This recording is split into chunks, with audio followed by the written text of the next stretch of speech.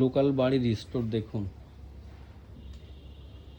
যথাযথ সিমেন্টগুলো এইভাবে রাখা হয়েছে। আসলে একটা কনস্ট্রাকশানে যখন একটা সাইড ইঞ্জিনিয়ার থাকতো, এই রডগুলো এবং সিমেন্টগুলো কখনো এইভাবে থাকতো না। একটা সুন্দর করে কাঠের মাচা বানায় রডগুলো রাখা এবং সিমেন্ট রাখা অত্যন্ত জরুরি।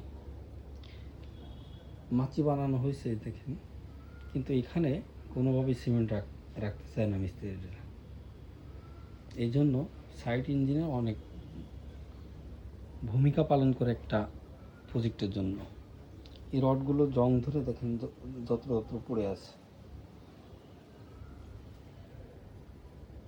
তো এই ছোট ছোট বিষয়গুলো কিন্তু অনেক সেভ হয়।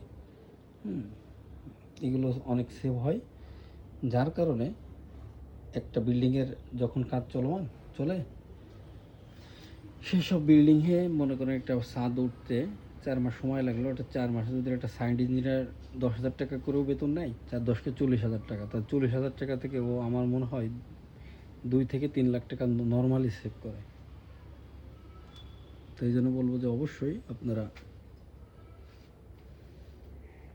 সাইড ইঞ্জিনিয়ার রাখার চেষ্টা করবেন। ধন্যবাদ।